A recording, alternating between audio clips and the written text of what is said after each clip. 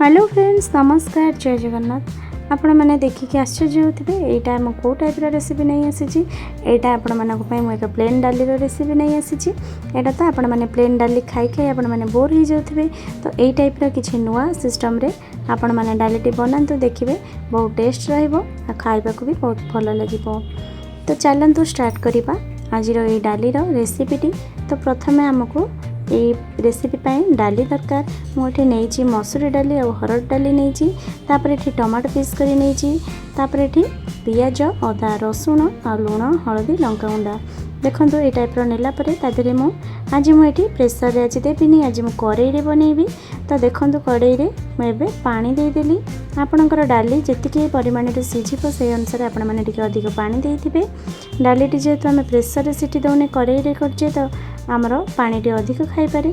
तो ये टाइप देलापर बर्तमान कौन करवा ढाकुणी घोड़ेदेवा भल भाव में माने मिक्स करनवा। आपण मैंने हाथ में चाहिए भी चकटिकी आग बसई पारे। मु कौन कली डायरेक्ट एमती पानी दे सीझे नेली।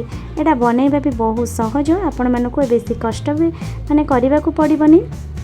तो देखो मझे मु लिड काढ़ी देखई दूची। देखो आम डालीटी पूरा 70% सीखी गला।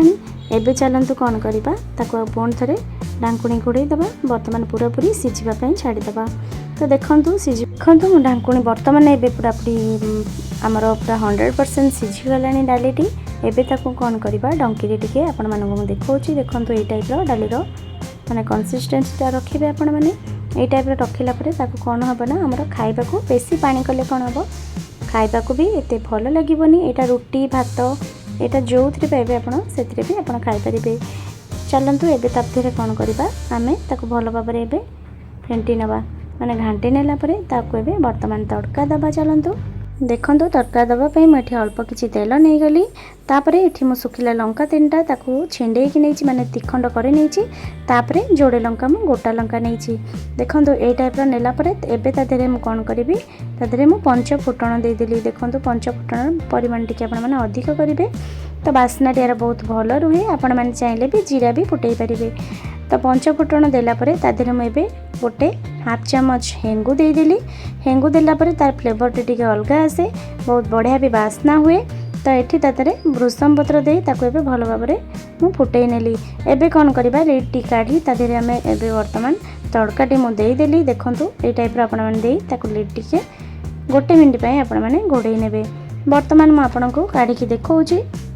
बर्तमान देखु ये लिड काढ़ी देखला आपण मैंने निजे भी देखिकी जानीपारे ये डालीटी केते सुंदर होती। आर फ्लेवरटी तो बहुत ही बढ़िया आसूची।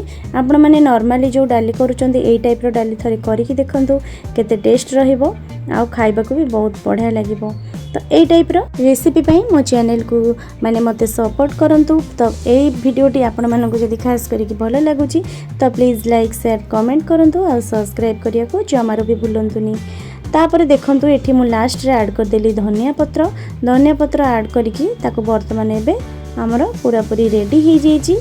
आमर ए डालीटी एते सुंदर भी देखा जाउची, आपण माने निजे भी देखिकी जानी पारुथिबे। आ ए टाइप रो बनेकी मते कमेंट सेक्शन में जणैबे केमिति लागिला।